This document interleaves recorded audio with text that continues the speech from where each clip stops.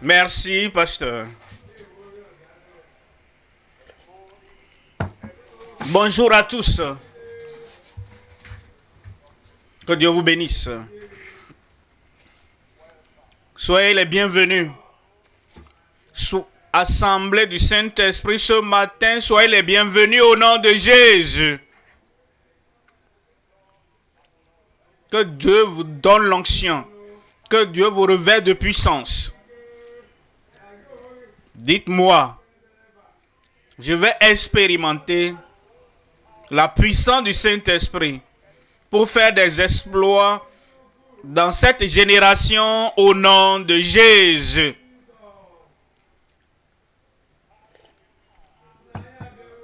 Père, nous venons en tant que tes serviteurs, comme tes fils et filles, comme tes ministres, comme croyants au Fils unique de Dieu. Et nous venons afin que tu déverses plus de grâce dans nos vies, plus de ta bonté, plus de ta puissance.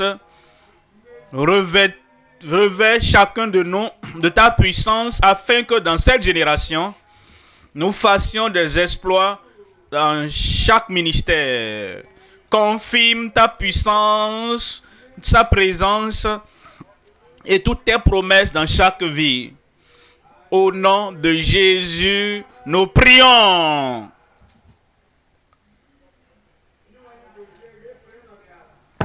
Que Dieu bénisse, pour vous asseoir. Nous venons en tant que croyants. Nous venons en tant que membres du corps de Christ. Et nous venons en tant que ministres du grand ministère de la grande commission qui nous a été confiée. Nous venons en tant que suiveurs et disciples du Seigneur Jésus-Christ. Juste pour être revêtus de puissance, rendu capable de faire ce qu'il nous a appelés à faire.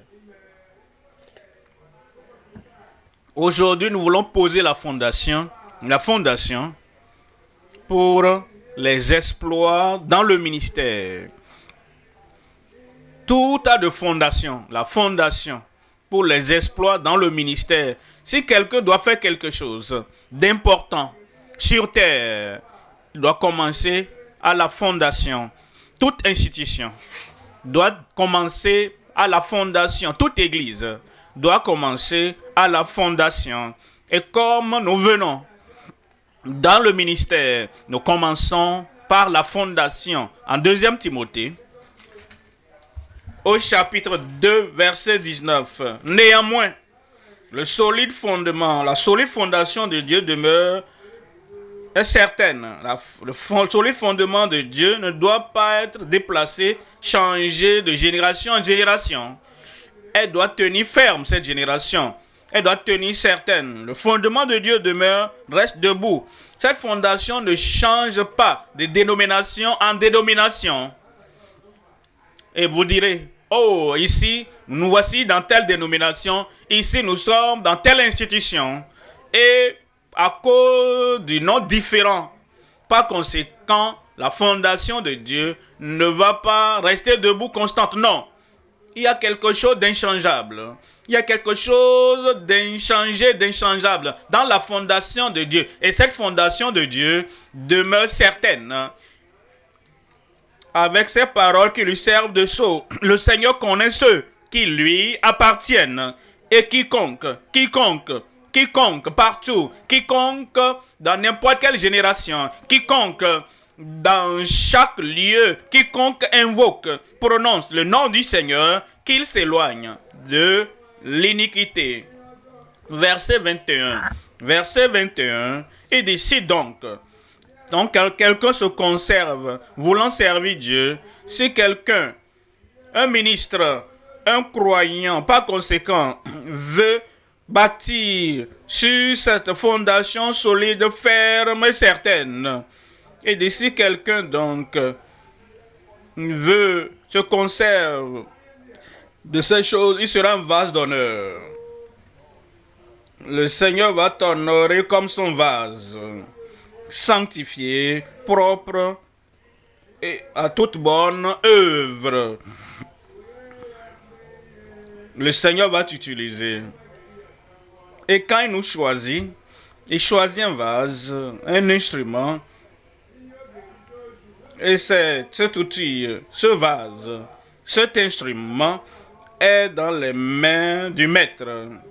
Ça, c'est la personne dont je parle, c'est de toi que je parle. Tu feras des exploits. Et il dit, préparé et utile à toute bonne œuvre. Il vient nous préparer pour toute bonne œuvre. La fondation des exploits dans le ministère. Il y a 3 points à considérer dans le message. Premièrement, la fondation spirituelle pour la fondation spirituelle des exploits désirables. Deuxième point, la fondation sûre pour des exploits dynamiques. Troisième point, la fondation inébranlable pour des exploits inébranlables, pour des exploits remarquables.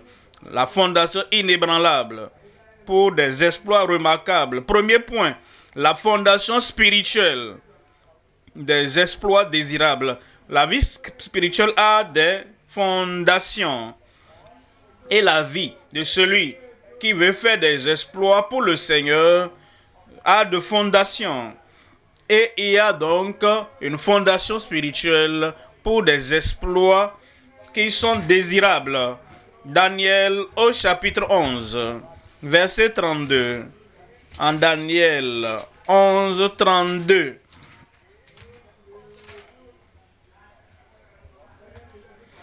Il séduira pas des flatteries les traits de l'alliance, mais ceux du peuple qui connaîtront leur Dieu agiront avec fermeté et feront des exploits. Feront quoi?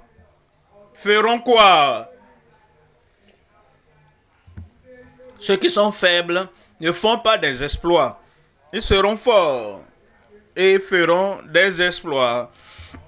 Ceux-là qui sont instables, ils ne sont ni là-bas ni ici et ils ne font pas des exploits.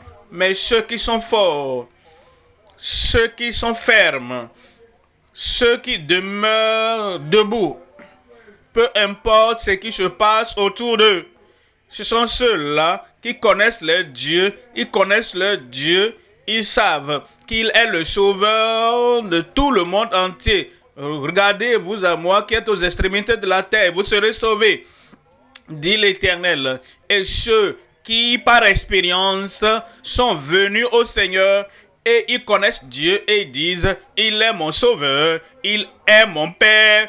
Ceux-là qui connaissent, qui sont nés dans le royaume pour un moment pareil. Et parce qu'ils sont nés dans le royaume, ils le connaissent Abba Père. Ils le connaissent comme le grand créateur Dieu Père. Ce qui est au ciel, il y a eu un témoignage personnel dans leur cœur qu'ils connaissent leur Dieu et ils le connaissent parce qu'ils sont sauvés. Ils le connaissent parce qu'ils sont nés dans le royaume. Ils le connaissent qu'il est le pourvoyeur, le Père connaît ce que vous en avez besoin. Et ils savent qu'à tout moment, en tout lieu, connaît les besoins de leur vie qui seront pourvus. Ils savent qu'il est le pourvoyeur de toutes choses. Demandez et vous sera donné. Cherchez et vous trouverez. Frappez et l'on vous ouvrira. Car l'un de ces enfants qui demande, quiconque demande reçoit. Quiconque cherche trouve. Et l'on ouvre à celui qui frappe. Et dit, quelqu'un parmi vous, si son fils lui demande du pain, lui donnera-t-il des pierres? S'il demande un œuf, lui donnera des serpents. Vous qui êtes méchants, naturels, si vous savez donner de bonnes choses à vos enfants, à combien plus forte raison votre Père Céleste donnera-t-il de bonnes choses à ceux qui les lui demandent? Ceux qui connaissent leur Dieu, qu'il est le pourvoyeur de tous nos besoins. Mon Dieu pourvoira à tous vos besoins selon ses richesses en Jésus-Christ. Ceux qui ont ces connaissances intimes, ceux qui ont cette connaissance expérimentale, ceux-là qui ont cette connaissance par la foi, ceux qui connaissent leur Dieu seront forts et feront quoi? Qu'est-ce que tu te prépares à faire? Feront des exploits. Voyons ce verset encore. Le verset a deux parties, séparées par une virgule dans la version anglaise. Premièrement, il séduira par des flatteries les traîtres de l'alliance. C'est-à-dire, autour de nous, nous savons qu'il y a des gens qui agiront par méchanceté. Ceux qui ne connaissent pas Dieu font des choses méchantes. Seront forts. Ceux qui sont faibles, méchants, sont ceux-là qui sont pécheurs, qui sont mauvais, corrompus par des flatteries. Et ils se flattent l'un l'autre par les flatteries des méchants. Comme cela est en cours. Comme il y a un autre ruisseau en cours, il y a des gens qui, malgré tout cela, malgré les mauvaises choses du pays, malgré toutes les corruptions et malgré toutes les contaminations du monde, malgré les mauvaises choses du monde, il y a des gens qui tiennent debout, qui tiennent ferme, qui disent, quel que soit ce qu'ils font, voici là où je tiens. Je serai fort. Merci pour cela. Mais dites ça à haute voix, je tiendrai. Vous savez, il y a des gens qui disent, regardez ma communauté, tout le monde est corrompu. Tout le monde est faible. C'est comme tous les membres de notre église ont rétrogradé. Et pour cela, il dit à Judas, j'allais tenir. Mais je ne peux pas. Parce que la corruption dans le pays, tu ne dois pas être comme eux. Mais à partir de ce jour, tu seras fort. Et c'est dans cette force du Seigneur, la force donnée par le Saint-Esprit, qui vient si fort, et tu feras des exploits. Et je ferai des exploits. Il y a trois éléments dans ce premier point. Premièrement, c'est la paix suprême de Dieu dans le cœur. Deuxième élément, la paix fructueuse avec Dieu dans sa maison. Troisième élément, c'est la fausse paix des impies et des hypocrites. Le premier élément du premier point, la paix suprême de Dieu dans le cœur. Si nous serons forts, le cœur doit être fort. Si le cœur est partagé, si le cœur confus, si le cœur est soucieux, si le cœur est troublé, nous ne pouvons pas être forts. Comme la charité bien ordonnée commence par soi, faire des exploits commence dans nos cœurs. Et il veut que nous comprenions la chose prioritaire, la première chose, la paix suprême de Dieu dans le cœur. En Romains, chapitre 5, verset 1. Romains 5, 1. Étant justifié par la foi, vous comprenez, Nous sortons pour faire des exploits afin que les pécheurs confessent et se détournent de leurs péchés pour être justifiés. Et la personne qui veut le faire et amener les pécheurs au pardon, à la liberté, à la justification, lui-même doit être justifié et il doit vivre par la foi qui l'a rendu juste, car le juste vivra par la foi. Que pensez-vous? Est-ce que c'est sauter à gauche, à droite? Non, ça, ce n'est pas des exploits. Vous voyez la parole de Dieu. Si vous pensez à cela, Balaam l'a fait, mais il n'avait pas la paix de Dieu. Fais ceci ou cela. Cela commence dans ton cœur. Tu es justifié par la foi. Étant justifié par la foi, nous avons la paix avec Dieu, par notre Seigneur Jésus-Christ. Tout exploit que tu veux faire, tu dois le faire à travers Christ. Alors toi-même, tu dois commencer en ayant par Jésus-Christ, verset 2, par qui nous avons accès par la foi. Nous avons accès.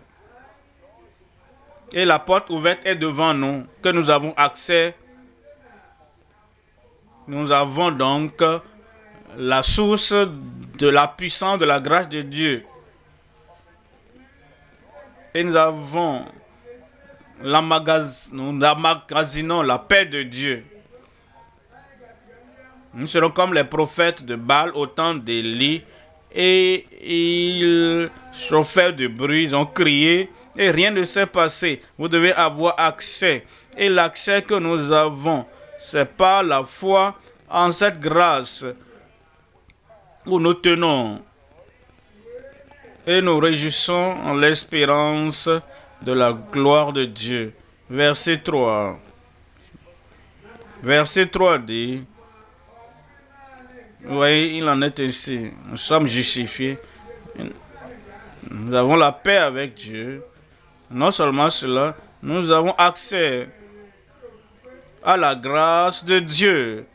Non seulement ici, mais nous nous glorifions dans les tribulations également. Faire des exploits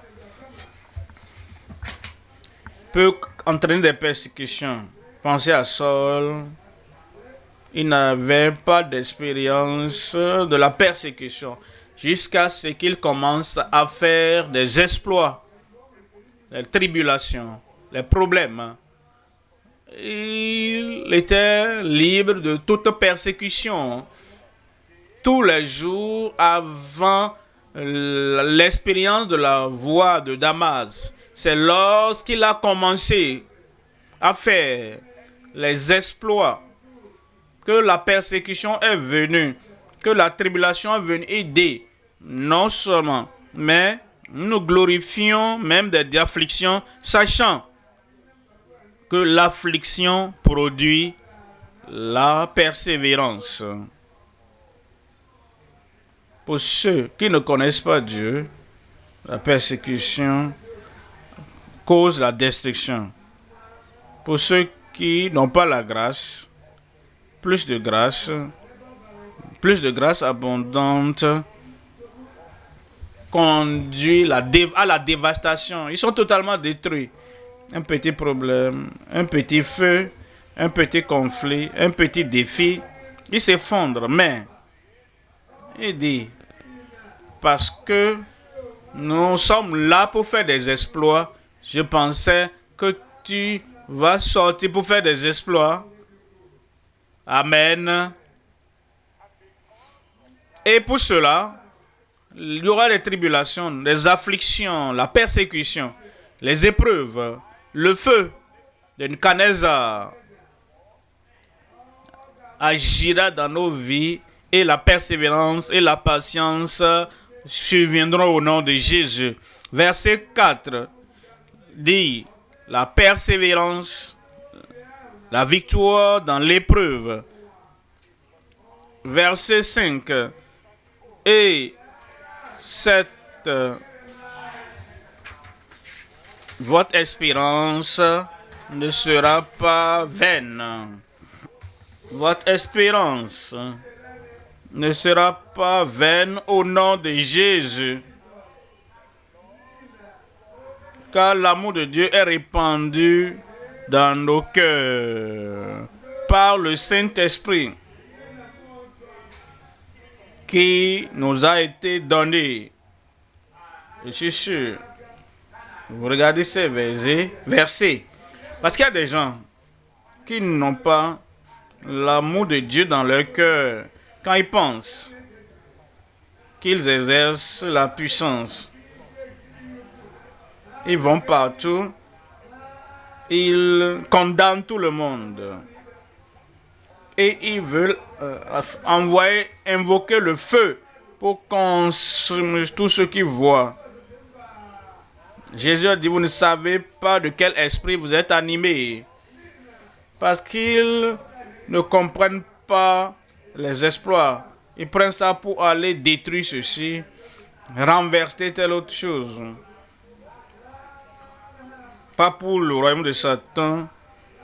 Ils renversent les hommes et les femmes pour qui Jésus est mort. Ça, ce n'est pas les exploits venant du ciel. Mais lorsque la paix de Dieu remplit nos cœurs, l'amour de Dieu est répandu dans nos cœurs par le Saint-Esprit qui nous a été donné. En Éphésiens 2, 14, Éphésiens 2, verset 14, Christ est notre Père. Il est celui qui nous donne de l'énergie, nous revêt de puissance, nous enveloppe pour faire les exploits. Mais il doit résider. Et comme il est résident dans nos cœurs, il est notre Père.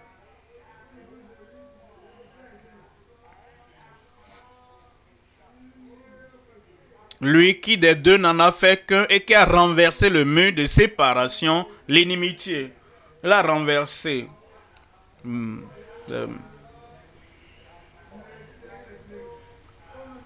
Si vous regardez, vous verrez des gens qui sont très occupés.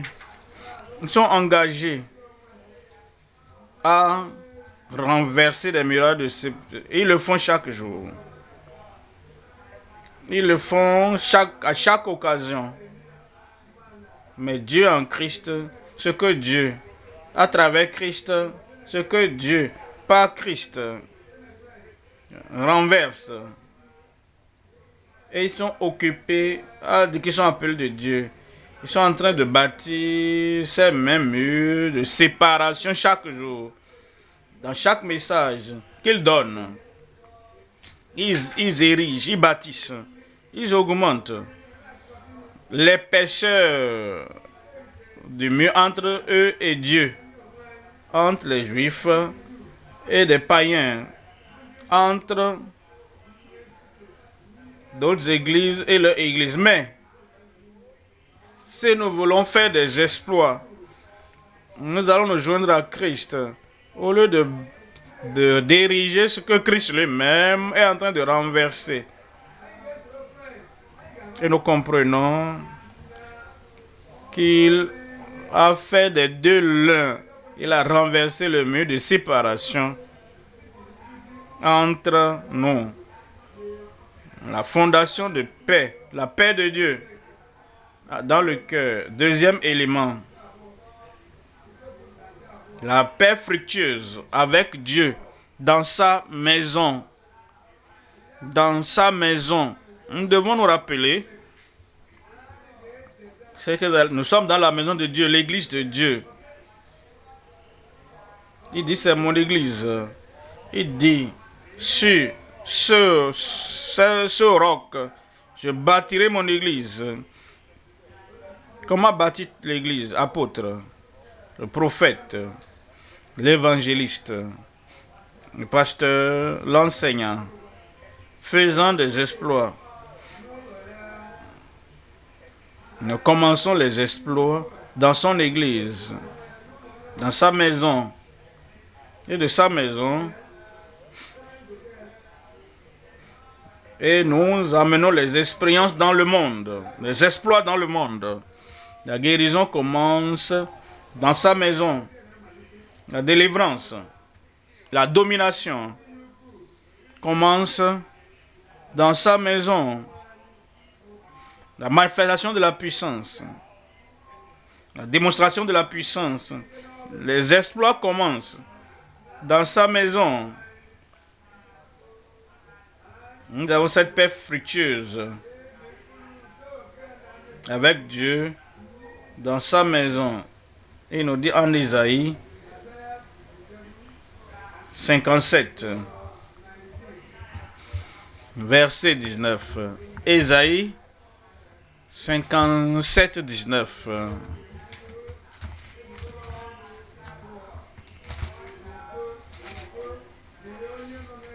Pour faire des exploits, voici le message que Dieu nous donne. Je mettrai la louange sur les lèvres. Paix, paix à celui qui est loin et à celui qui est près, dit l'Éternel. Parce que le monde n'est pas en paix. Le monde est méchant. Les méchants n'ont pas de paix. Si tu sors pour faire les exploits pour lui, faire des exploits par lui, faire des exploits à travers lui, établir la paix. Ceux qui sont loin, tu les appelles à venir. Parce que le Seigneur veut établir sa paix dans ton cœur. Paix, paix à celui qui est loin et à celui qui est proche. Même ceux qui sont proches, près. Comment sont-ils proches? Ils tiennent la Bible. Ils sont baptisés depuis l'enfance. Comment sont-ils près? Ils sont proches parce qu'ils sont nés par des parents qui vont à l'église. Mais ils n'ont pas la paix de Dieu dans leur cœur. Et ceux qui sont loin, montrez-leur le prince de paix qui vient dans leur cœur. Et ceux qui sont prêts, religieusement, montrez-leur la paix. Ceux qui sont prêts, dit le Seigneur, et je vais le guérir. Verset 21. Il n'y a point de paix pour les méchants, dit mon Dieu. Si vous guérissez les malades et les méchants, il n'y a pas la paix du prince en eux. Si vous leur donnez seulement la délivrance aux méchants et ils demeurent méchants, vous n'avez fait aucun exploit fructueux. Mais quand vous voyez cet homme et vous savez qu'il n'y a pas de paix pour les méchants, riches, prospères, ayant une grande famille, cependant il est méchant et il n'y a pas de paix là-bas, que tes exploits doivent être fructueux. Tu dois apporter la paix de Dieu dans leur cœur. Troisième élément, la fausse paix des impies et des hypocrites. Il y a la fausse paix que les hypocrites ont. Et vous devez ôter, balayer, détruire cette fausse paix. Il y a des gens qui bâtissent sur du sable mouvant. Dieu a dit à Jérémie, j'étais suscité, j'étais établi comme prophète de la nation. Il dit d'abord, tu dois déraciner, Tu dois renverser. Tu dois détruire avant de bâtir. Et vous devez ôter la fausse paix afin d'établir la vraie paix qui vient d'en haut, dans les cœurs et dans les vies des gens.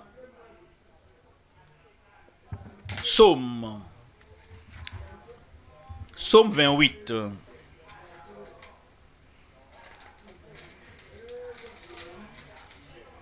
Verset 3. Ne m'emporte pas avec les méchants et les hommes iniques qui parlent de paix à leur prochain et qui ont la malice dans le cœur. Il y a des gens qui se baladent paix, paix, paix, paix. Mais leur cœur n'a pas le prince de paix. Extérieurement, ils ont l'air si paisibles, si gentils, si innocents, inoffensifs, mais au-dedans, ils ont des abominations terribles dans leur cœur. Vous avez la fontaine du mal dans leur cœur. Et dit ça, c'est la fausse paix. Quelqu'un va tranquillement, n'étant pas né de nouveau, il n'a pas la paix de Dieu, il n'a pas le témoignage du Saint-Esprit dans son cœur, que s'il meurt là-bas, qu'il pourra aller au ciel. Et vous le confrontez, il peut être même un homme d'église, une femme d'église, mais qui n'a jamais rencontré de façon expérimentale le prince de paix dans son cœur. Et même s'il semble être une personne gentille, une personne tranquille, une personne innocente, une personne inoffensive ou une personne paisible, dans le cœur, il y a le mal. Cette fausse paix, vous devez balayer cela avant d'introduire la vraie paix qui vient du Seigneur Jésus-Christ, le Prince de paix. Jérémie 9, verset 8. Jérémie, chapitre 9, verset 8.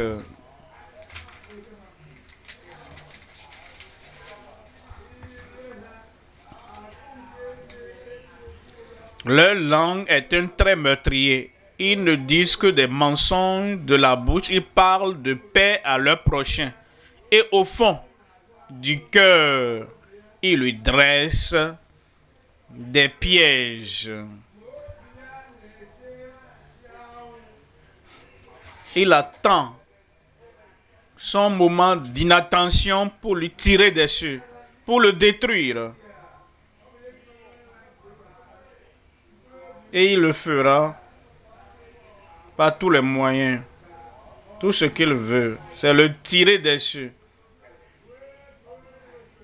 Le faire tomber. Il peut utiliser l'occultisme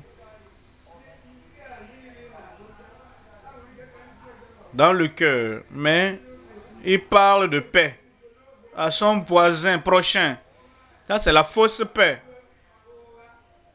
Si toi, tu es comme ça, et tu cherches comment faire des exploits, tu dois d'abord te débarrasser de la fausse paix de ton cœur, afin que tu puisses avoir la paix suprême du prince de paix.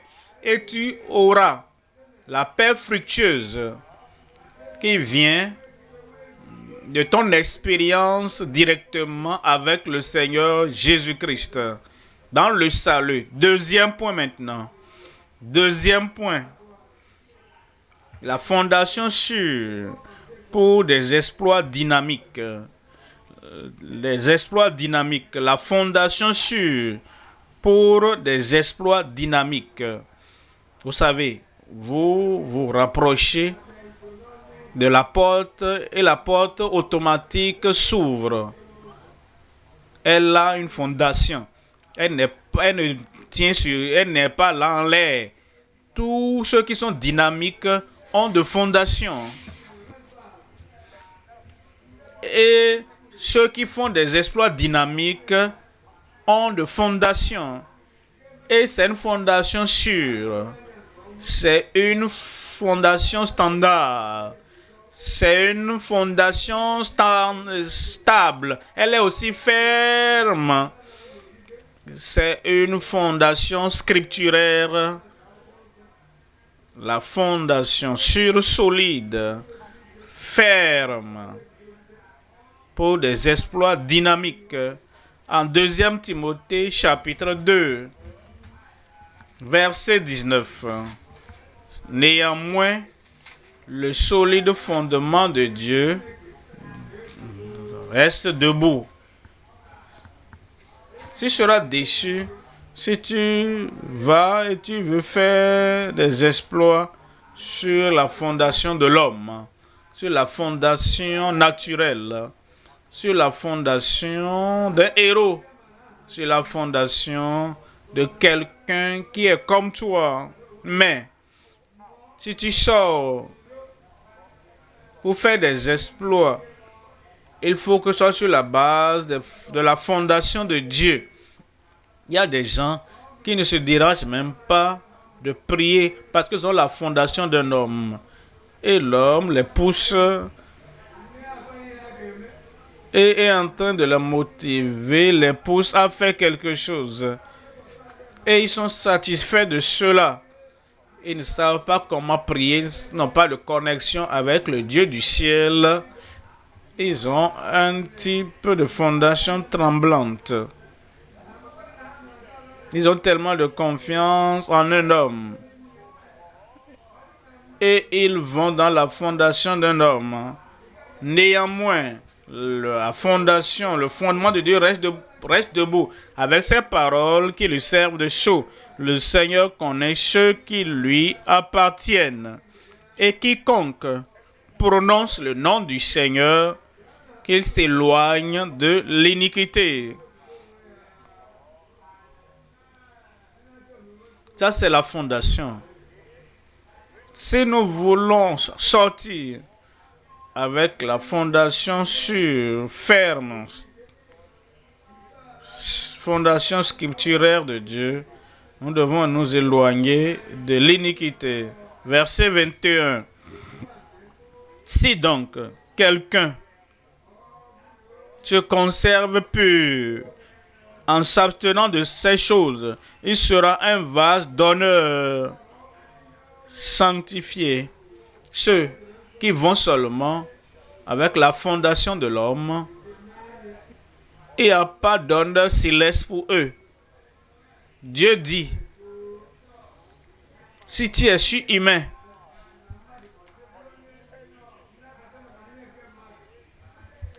pour remplacer le Dieu du ciel par un homme sur la terre, alors continue ton chemin. Fais ce que tu penses que tu pourras faire sur la base de ta fondation avec l'homme, de tout homme. Et tu n'as pas l'honneur qui vient de Dieu. Mais quand tu te purges de ces choses, tu seras un vase d'honneur, sanctifié, et purifié, lavé, rendu saint et utile à son maître, propre à toute bonne œuvre. Propre, préparé pour toute bonne œuvre. Il y a 3 éléments dans ce 2e point. Premièrement, la pureté fondamentale avant la puissance pour les exploits. 2e élément, la puissance fatale sans véritable expérience de la pureté. Et 3e élément, la priorité fidèle. La priorité fidèle aux expressions pures. Premier point, la pureté fondamentale avant la puissance pour les exploits. Vous savez ce que Dieu dit? Il dit, soyez saints parce que je suis saint. Il dit ça, c'est le seul moyen par lequel nous pouvons travailler Dieu et voir Dieu. Voyez les attributs de Dieu et prier pour que ces attributs de Dieu soient inscrits dans ton cœur, que ces attributs de Dieu soient recréés dans ton cœur, que ces attributs de Dieu soient visibles dans ta vie. Et c'est en cette condition seulement que je pourrai marcher avec toi et tu marcheras avec moi. Alors, il veut que son caractère, sa pureté, sa sainteté soit en nous, si visible. Ça, c'est la fondation, la pureté fondamentale avant la puissance pour les exploits. Matthieu chapitre 5. Lisons à partir du verset 6. Matthieu 5. Lisons à partir du verset 6. Heureux ceux qui ont faim et soif de la justice.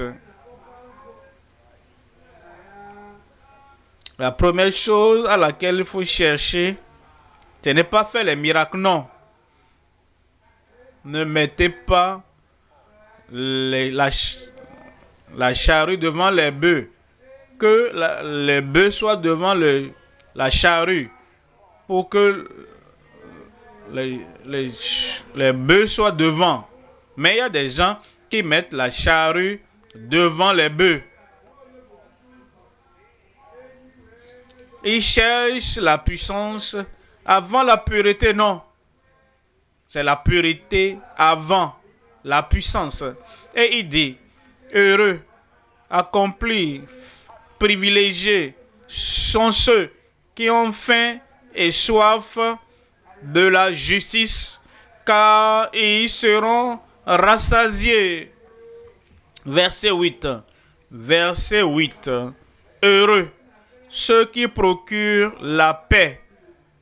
Heureux ceux qui procurent la paix, car ils verront Dieu. Psaume 24, verset 3. 24 psaumes.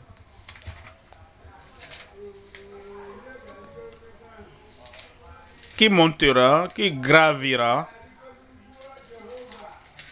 à la montagne de l'Éternel, qui s'élèvera en son lieu saint. Quel est le lieu saint? Ça, c'est le lieu, l'habitation du Saint Dieu.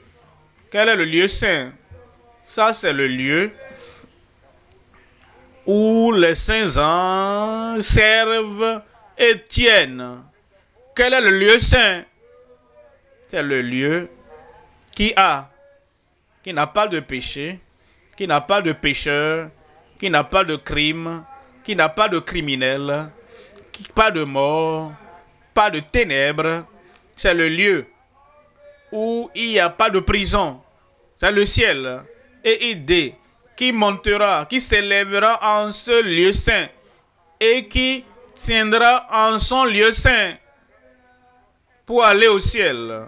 Verset 4. Celui qui a les mains innocentes et le cœur pur. La pureté que Dieu voit et qui est transparente. La pureté que Dieu voit et qui est transformationnelle.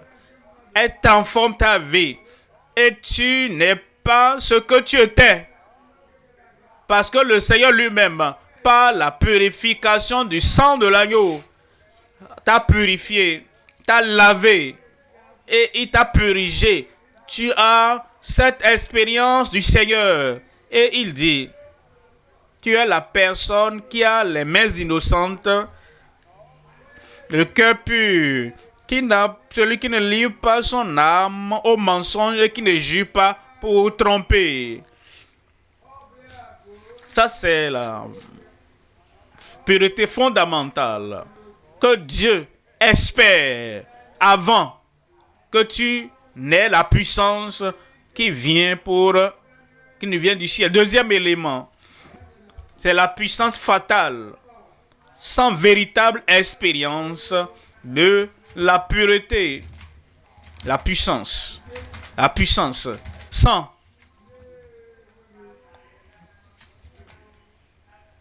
l'expérience de la pureté. Et ce qu'ils disent, hein, ils sont spécialistes, ils ne sont pas spécialistes de la sainteté. Non, pourquoi pas? Tu dois l'être.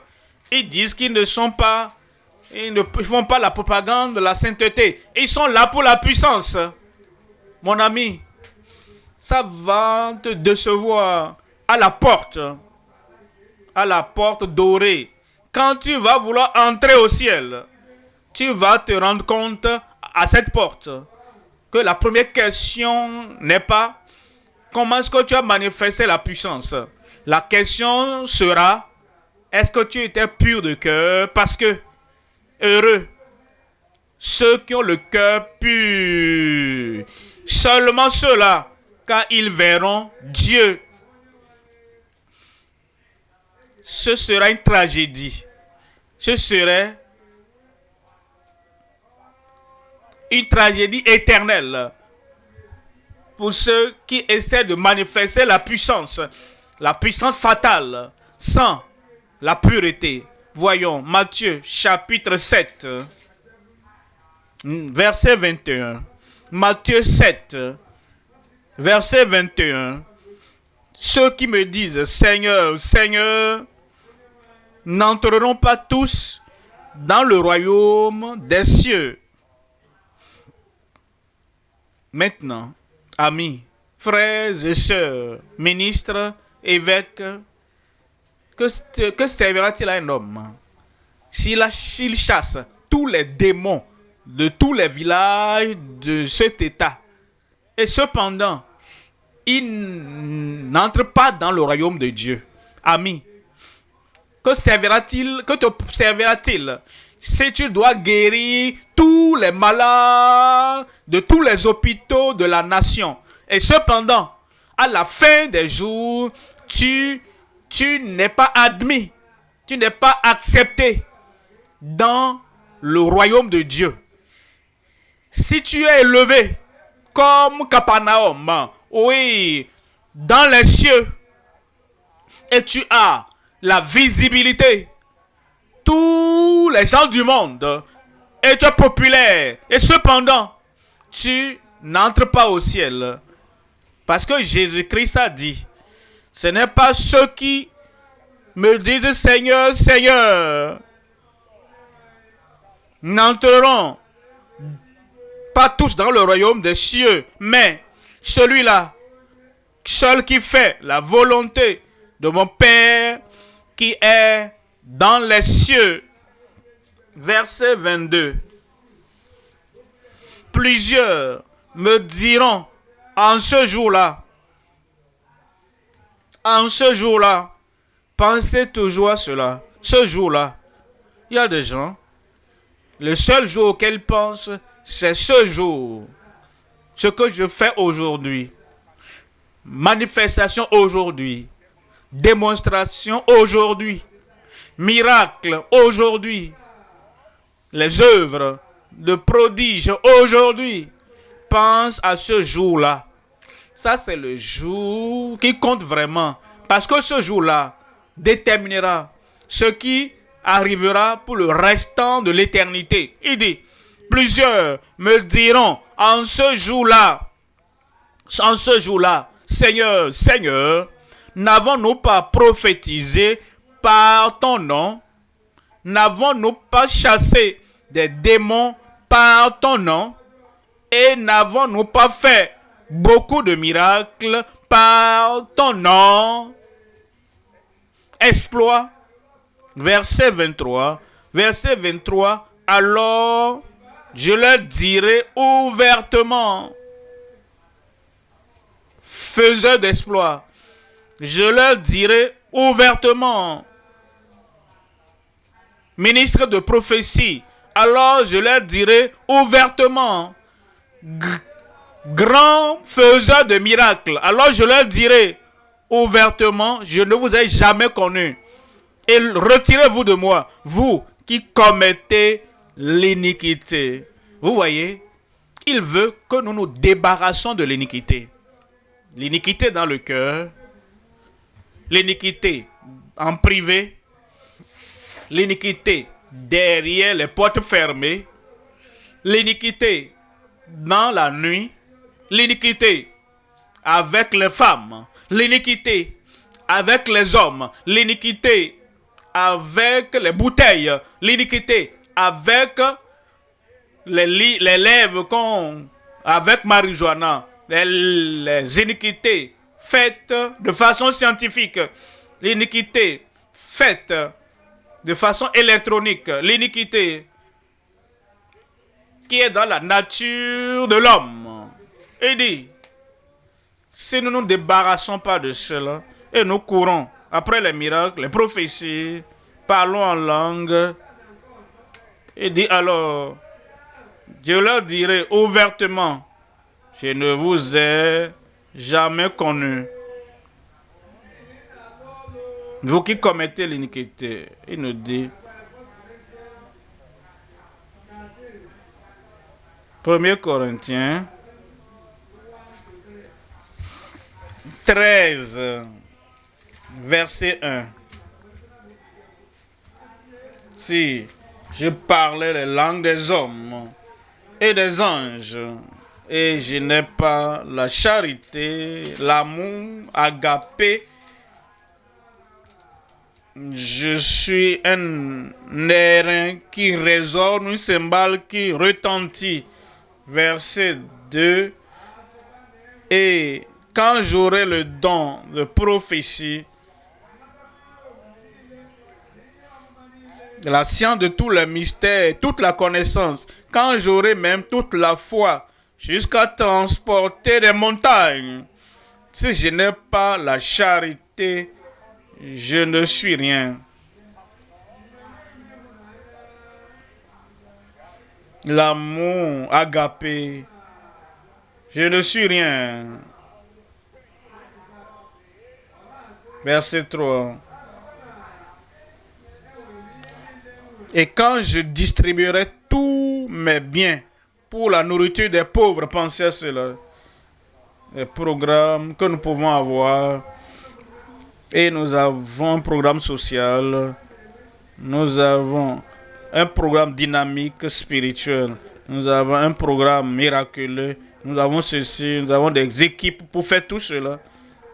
Si cela ne vient pas d'un cœur ayant l'amour céleste, un cœur qui est rempli de l'amour du trône de Dieu, passant par le calvaire dans nos cœurs, et dit, cela fait, nous ne sommes rien aux yeux de Dieu.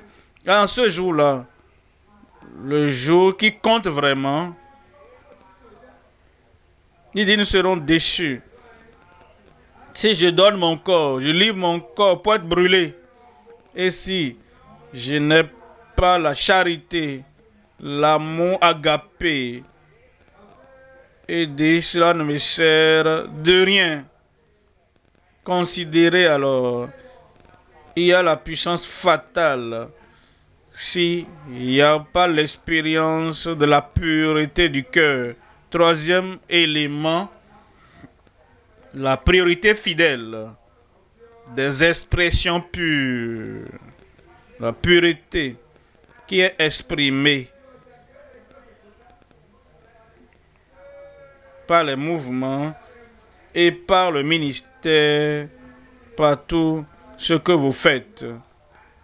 Mais vous faites la pureté du cœur une priorité dans tous vos plans, dans tous vos projets, dans toutes vos réalisations personnelles. La pureté est prioritaire dans votre vie. Et vous dites, vous avez la paix du cœur, la paix avec Dieu, et le Dieu de paix demeure avec vous. Et vous avez la pureté que Christ donne purifiant le cœur par la foi. En 2 Corinthiens chapitre 7, verset 1er. Ayant donc de telles promesses, bien-aimés, nous avons la promesse qu'il fera et qu'il peut faire de grandes choses à travers nous. Parce que celui qui croit en moi fera aussi les œuvres que je fais. C'est ce qu'il a promis. Et il en fera de plus grandes. Parce que je m'en vais au Père. Ce qu'il a promis. Ayant donc de telles promesses, bien-aimés, il dit, parce que je vous ai dit, vous avez été vu sous cet arbre. Tu dis que je suis le Fils de Dieu. Tu verras de plus grandes choses que celles-là. Nous avons donc de telles promesses pour voir de plus grandes choses que celles-ci.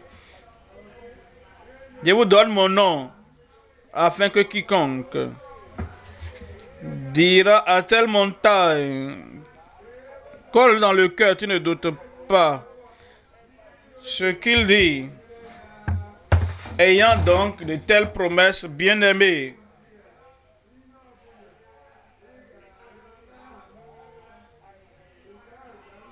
Dieu vous donne, demandez, l'on vous donnera, parce que je m'en vais au Père.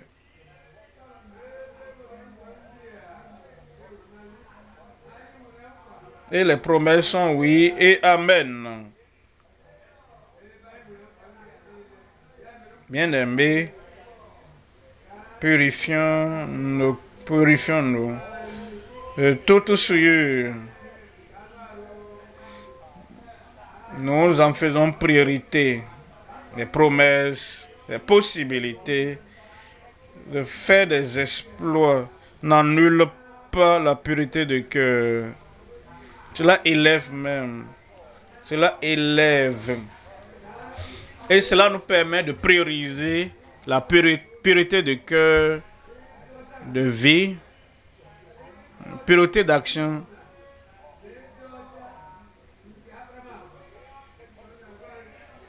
Purifions-nous de toute souillure de la chair et de l'esprit, en achevant la sanctification dans la crainte de Dieu. Éphésiens 5, verset 25.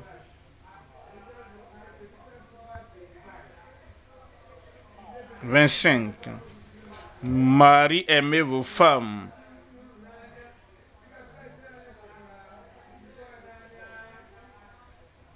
Nous avons lu ça avant.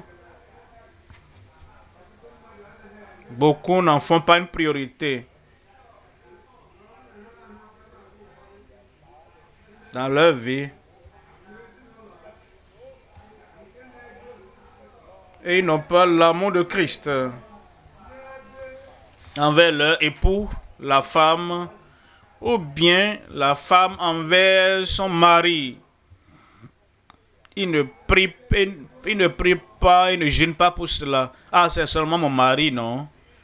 Et comme nous sommes devenus, depuis qu'il est devenu mon mari, il est devenu un homme commun, homme ordinaire. Plus nous approchons d'eux, plus ils deviennent ordinaires. Il y a des gens qui ne pensent pas qu'ils doivent aimer la femme de façon spéciale. Nous sommes toujours ensemble, hein? Il peut manifester l'amour, la civilité, la douceur aux gens du dehors, pas à la femme qui est dedans. Il se voit trop déjà pour donner d'honneur, d'amour, d'estime, d'appréciation à celle qui est à la maison. Voici ce qui doit être la priorité. Est-ce que tu jeûnes pour que ce qui est en toi et ce qui te pousse à ne pas aimer ton mari, la femme ou l'époux, ton compagnon, comme tu dois le faire? Tout ce qui cause cela dans ta vie, tu dois mettre ça de côté, jeûner, balayer cela. Plusieurs ne le font pas. Ils préfèrent jeûner pour les exploits. Voici la priorité. L'amour à la maison. L'amour pour tes enfants, ça c'est la priorité. Marie, aimez vos femmes comme Christ a aimé l'Église et s'est livré lui-même pour elle. Verset 26. Verset 26. Afin de la sanctifier par la parole, après l'avoir purifiée par le baptême d'eau. Verset 27. Verset 27. Afin de faire paraître devant lui cette église glorieuse. Ça, c'est la priorité. Il veut que l'église soit une église glorieuse.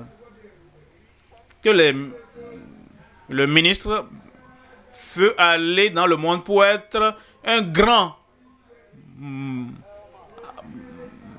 démonstrateur.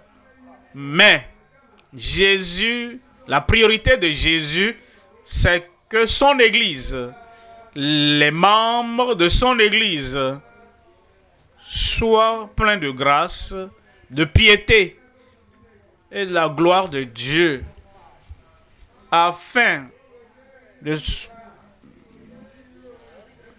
faire paraître devant lui cette Église glorieuse, sans tache, ni ride, ni rien de semblable.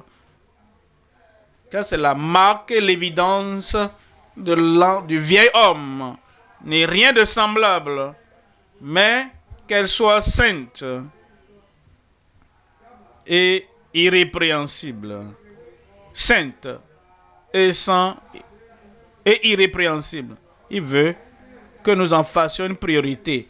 Il veut que cela soit au frontal de toutes choses, afin que nous soyons sans tache, sans ride, ni rien de semblable, sans les marques du vieil homme. Et ce jour, commence à en faire la priorité de ta vie, pour que tu puisses avoir la priorité fidèle des expressions pures. Troisième point maintenant, la fondation inébranlable pour des exploits remarquables. La fondation inébranlable pour des exploits remarquables. Nous ne pouvons pas bâtir sans la fondation. Plusieurs essaient et ils ne bâtissent pas. Des bâtiments sans la fondation. Leur propre vie, leur propre maison. Et l'appel que Dieu les a donné, ils essaient de le faire sans la fondation. Luc 6, verset 46. Luc 6, 46. Pourquoi m'appelez-vous Seigneur, Seigneur, et ne faites pas ce que je vous dis? Ce que je vous dis. Qu'est-ce qu'il a dit? Vous devez naître de nouveau. Pourquoi l'appelez-vous Seigneur, Seigneur, et vous n'êtes pas né de nouveau? Pourquoi m'appelez-vous Seigneur, Seigneur, et ne faites-vous pas les choses que je dis?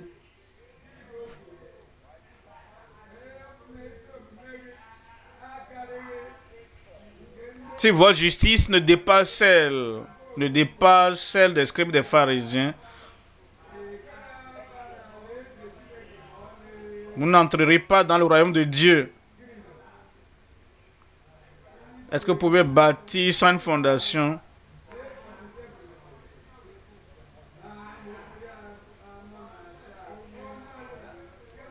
Quiconque vient à moi, je vous montrerai à qui est semblable tout homme qui vient à moi, entend mes paroles et les met en pratique.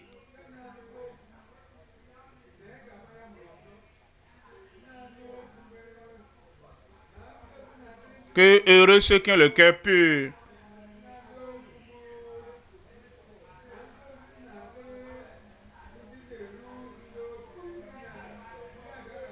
Qui écoute ma parole, heureux.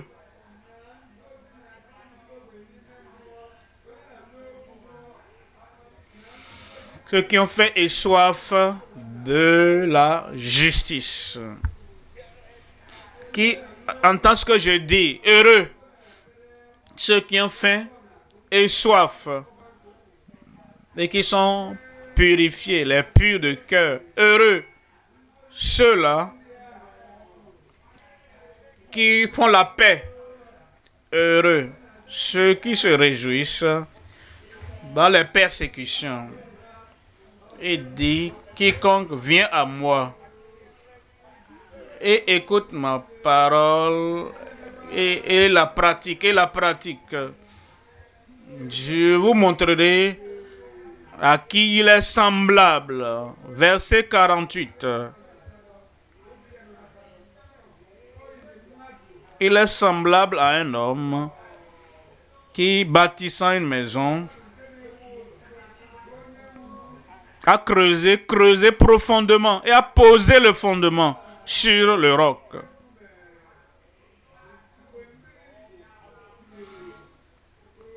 Une inondation est venue et le torrent s'est jeté contre cette maison. Et sans pouvoir l'ébranler parce qu'elle était bien bâtie. Verset 49. Mais celui qui entend et ne met pas en pratique. Il y a des gens qui collectent des messages comme les jeunes font à la recherche des papillons. Ils écoutent. Et ça, c'est la fin de tout. Ils ne pratiquent pas, ils n'observent pas, ils ne pratiquent pas ce qu'ils entendent. Et le Seigneur dit, c'est une entreprise inutile d'écouter et de ne pas pratiquer. Mais celui qui entend et ne met pas en pratique est semblable à un homme qui a bâti une maison sur la terre sans fondation. Le torrent s'est jeté contre elle. Aussitôt, elle est tombée et la ruine, et il n'y a rien à montrer pour toutes les choses qu'il faisait, parce que tout est effondré, écroulé. Et la ruine de cette maison a été grande. 3 éléments dans ce 3e point. Premier élément, les exploits profitables pour son royaume durable. Deuxième élément, les exploits prédits du royaume de la fin des temps. Troisième élément, les exploits persuasifs pour le royaume éternel. Premier élément, les exploits profitables pour son royaume durable. Profitable pour lui dans le royaume et profitable pour ceux, pour les frères et sœurs. Profitable pour le monde. Parce qu'il convertit les gens dans le monde à venir dans le royaume. Profitable.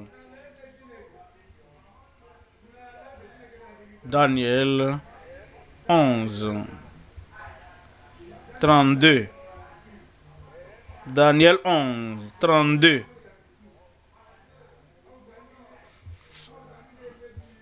Il y a des gens, ils entendent parler du salut, ils continuent à être méchants. Ils entendent parler du jugement et ils continuent dans la méchanceté. Ils entendent que ce jour-là va déterminer leur place dans l'éternité et continuent à agir dans la méchanceté, pas de changement, pas de transformation, et il ne devient pas de nouvelles créatures en Christ. Ceux qui agissent contre l'alliance, il séduira par des flatteries. Le diable continue à les flatter, à les corrompre. Ah, tu fais bien, ah, c'est bon, tu as bien fait. Et il va dans les flatteries du diable.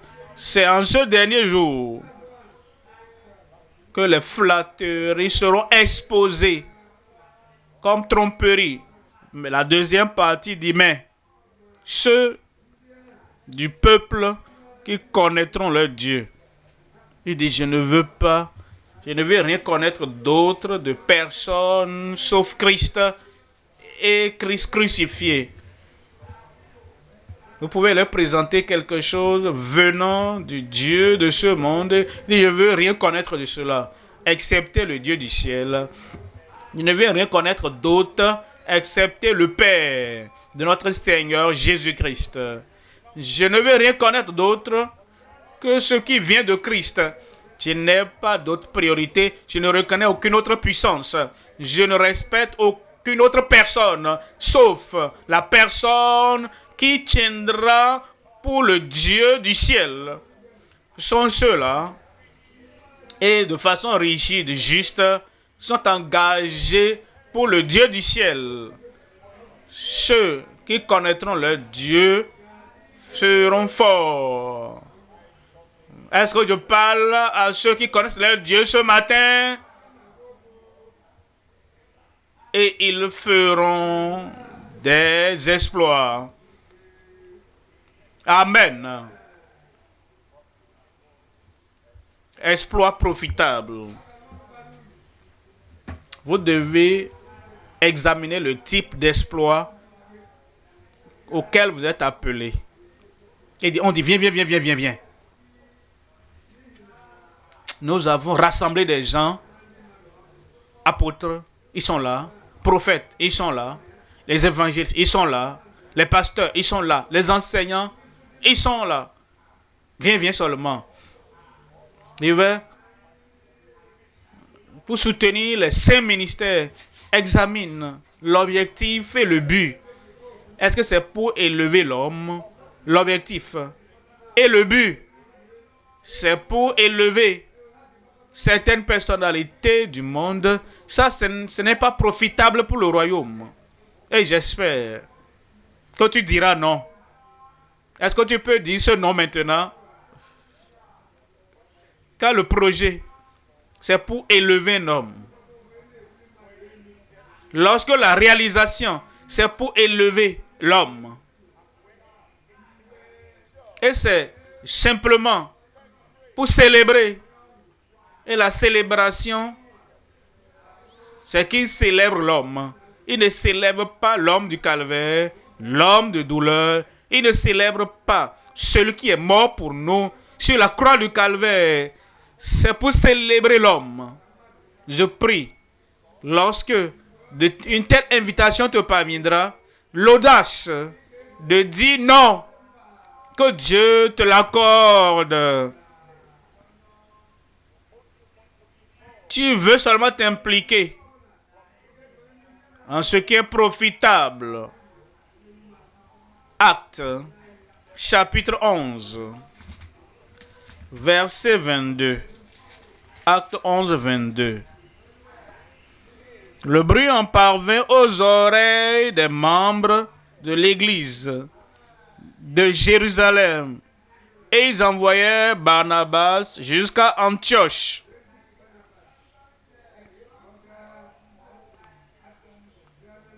Verset 23. Lorsqu'il fut arrivé et qu'il eut vu la grâce de Dieu, il n'a pas vu les dons, les cadeaux des hommes, il n'a pas vu les manœuvres de l'homme, il n'a pas vu les réalisations de l'homme, il a vu la grâce de Dieu. Il s'en réjouit et il les exhorta tous à rester d'un cœur ferme, attaché au Seigneur. Verset 24. Verset 24. Car c'est un homme de bien, un homme gracieux, un homme de bien, un homme doté, un homme de bien, un homme qui donne. Il était habitué à donner, il donnait sa vie, il donnait toute sa capacité pour aider et pour élever le nom de Christ. Un homme gracieux, un homme doté de grâce, car c'est un homme de bien, plein d'Esprit Saint et de foi.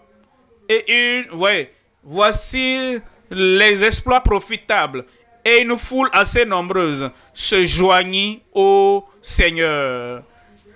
Une assez grande foule se joignit au Seigneur. Deuxième élément, les exploits prédits du royaume de la fin des temps. Nous ne devons pas perdre de vue cela.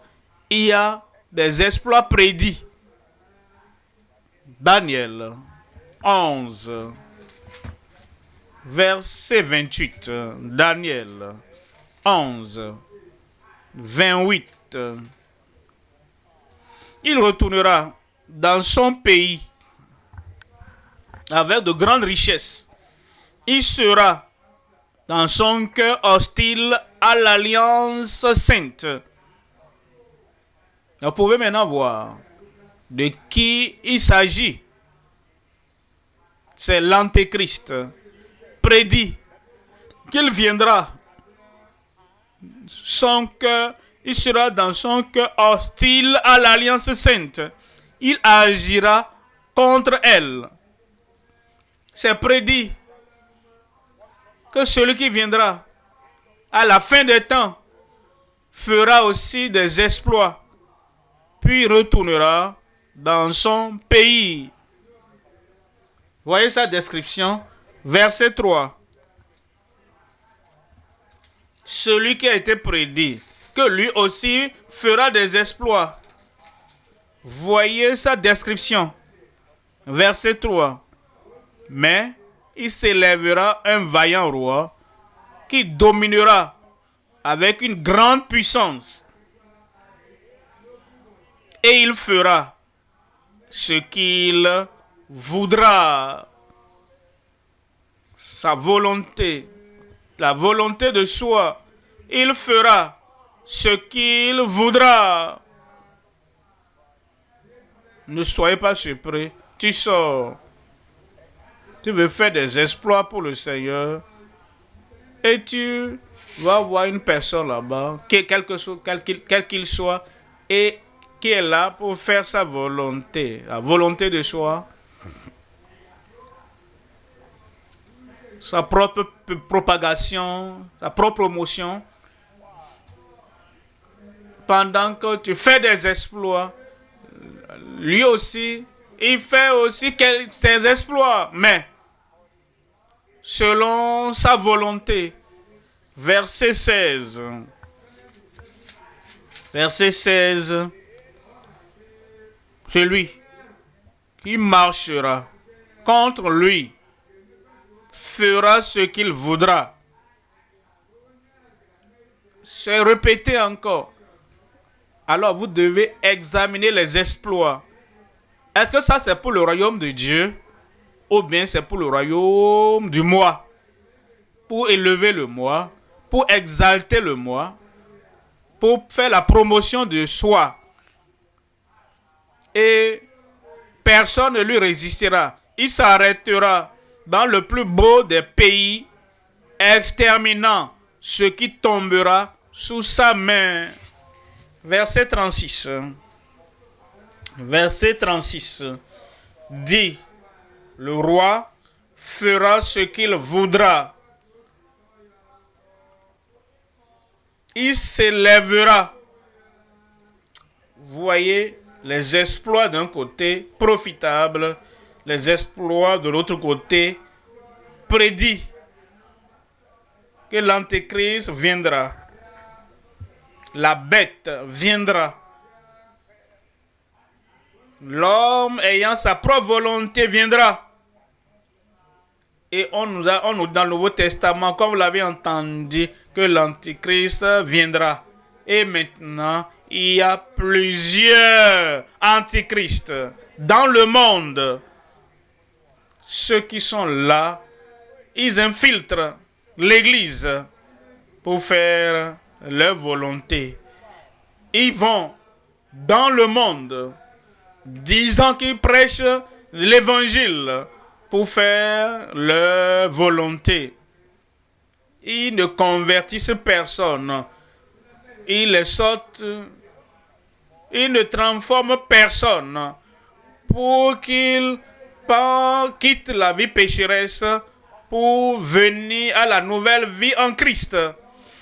Ils sont là seulement pour faire leur volonté. Je prie que tu ne te joignes pas à eux.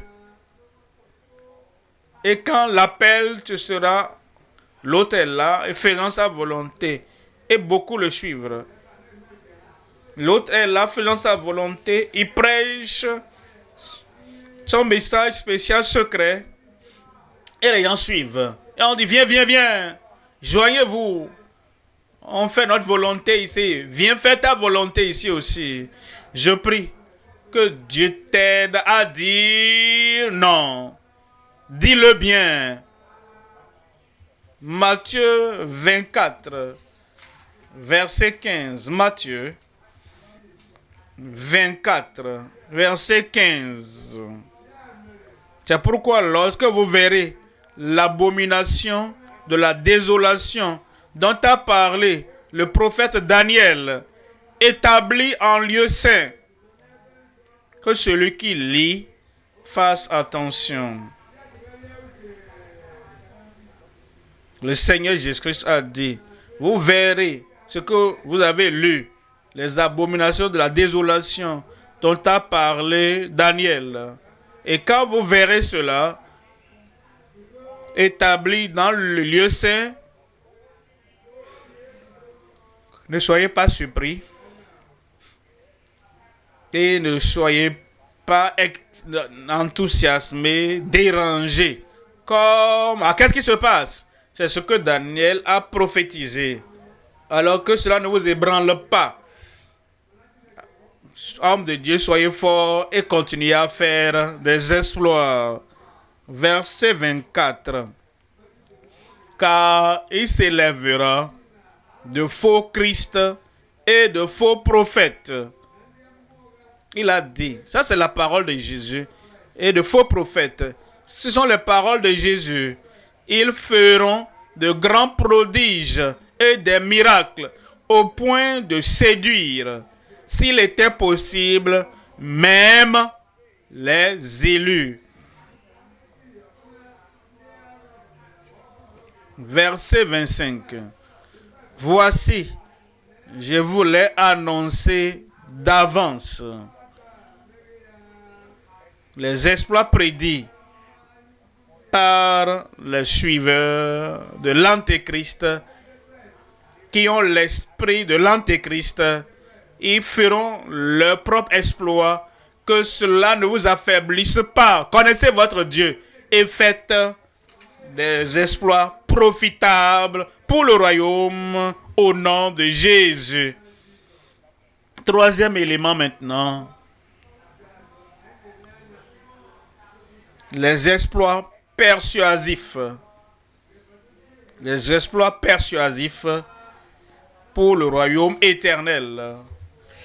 Vous devez aller sortir pour persuader les hommes de se détourner de leurs péchés pour qu'ils reviennent au Sauveur, pour qu'ils se détournent du mal et reviennent à la piété.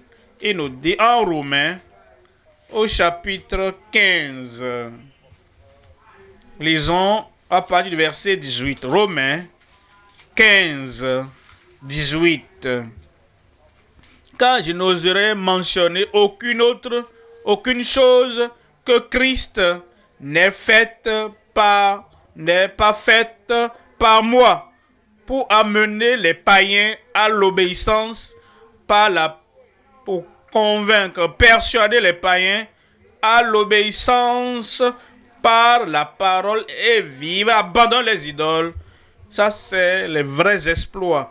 Quand vous avez les païens à abandonner les idoles, les idolâtres à abandonner leurs idoles, les pécheurs à abandonner leurs péchés, et les orgueilleux à abandonner leur orgueil et à venir devant le Seigneur pleinement, s'abandonnant au Seigneur, ça c'est le type d'exploit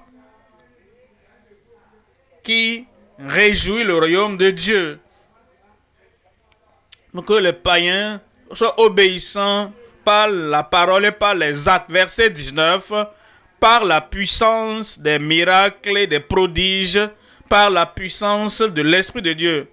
Par la puissance de l'Esprit de Dieu, ce n'est pas par la puissance de l'Esprit du monde, pas par la puissance de l'occultisme, mais par la puissance de l'Esprit de Dieu, en sorte que depuis Jérusalem et les pays voisins jusqu'en Illyrie, j'ai abondamment répandu l'évangile de Christ.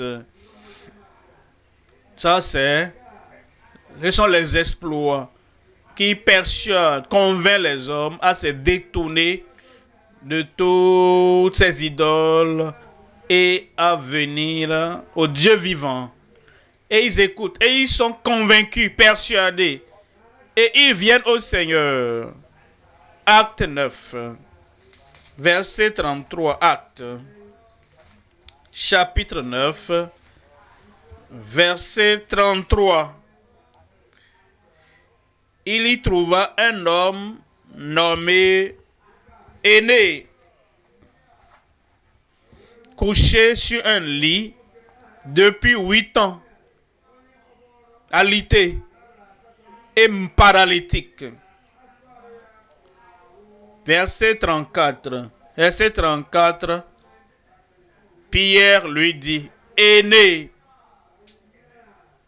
Jésus-Christ te guérit. Amen. Ça, c'est les exploits. Ça, c'est un exploit.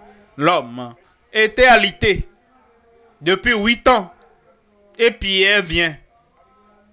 Et vient au nom de Jésus, dans la puissance du Saint-Esprit et avec la promesse de Dieu de Christ. Derrière lui, voici les miracles qui accompagneront ceux qui croient en mon nom. Ils chasseront les démons. Ils parleront de nouvelles langues.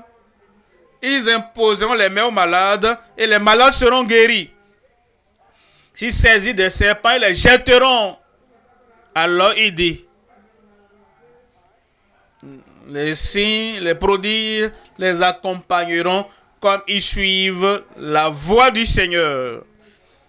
Et ils s'en allaient partout. Le Seigneur travaillait avec eux, confirmant la parole par des signes et des miracles. Et Pierre lui dit, lève-toi et arrange ton lit. Et aussitôt, il se leva. Ça, c'est un exploit. Qu'est-ce que cet exploit a fait? Très important. Parce que lorsque vous parlez des exploits, ce malade, maintenant a été guéri, relevé.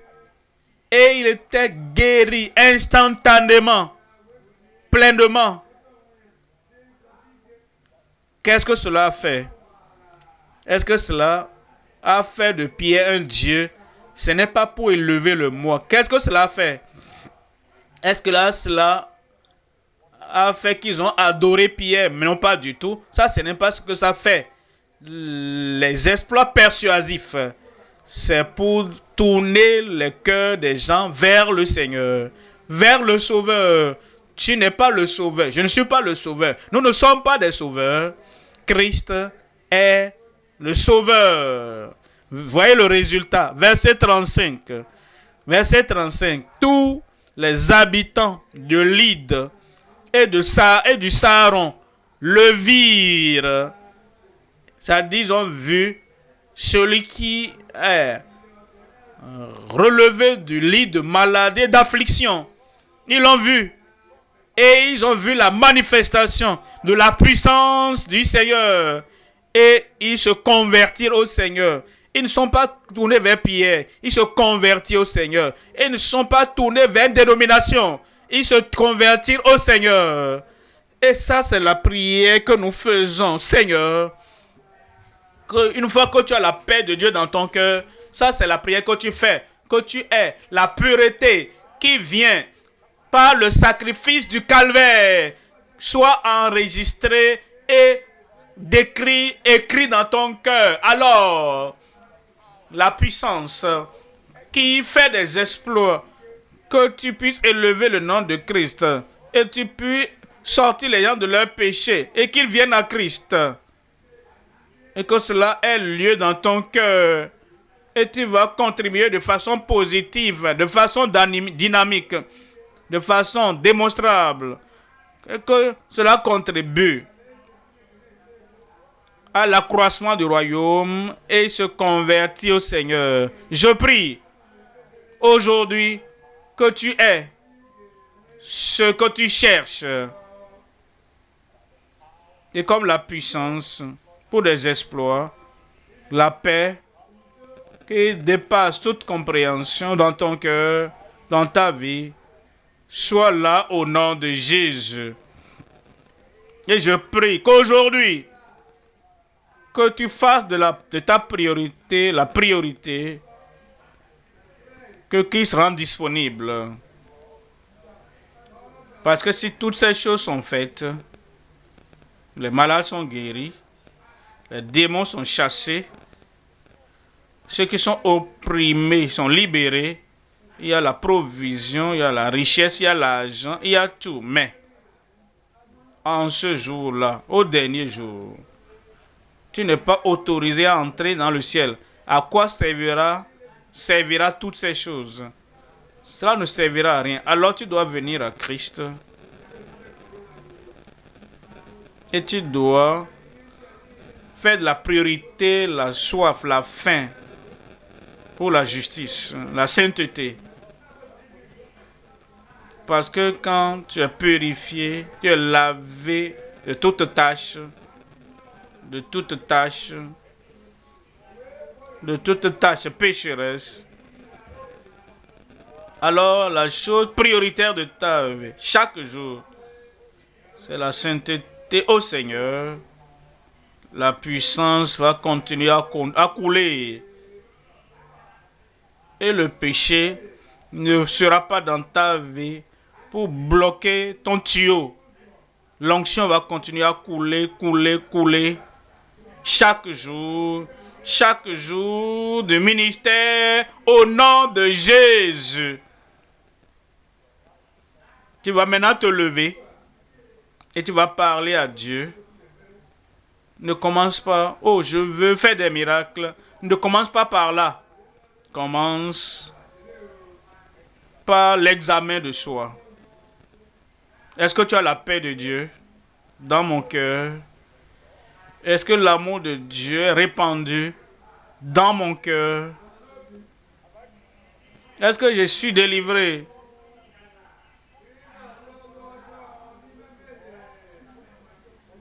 C'est ça qui est important. Qu'il vive dans ton cœur comme le prince de paix. Détourne-toi de la méchanceté de la vie.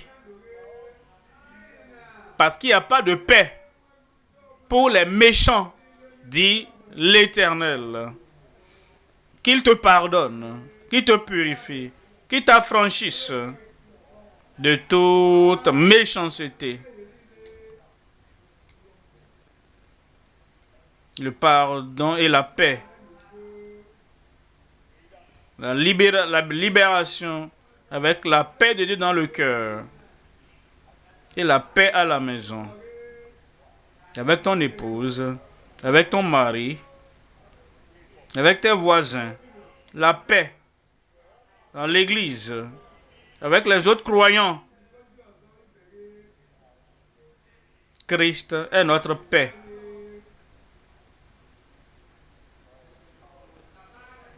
La priorité de la pureté.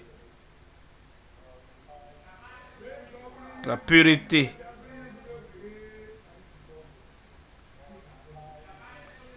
Que la priorité soit la paix dans ta vie. Avant la puissance.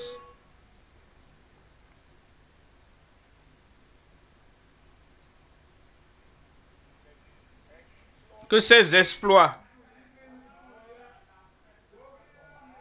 dans ton cœur, dans ta vie, d'abord,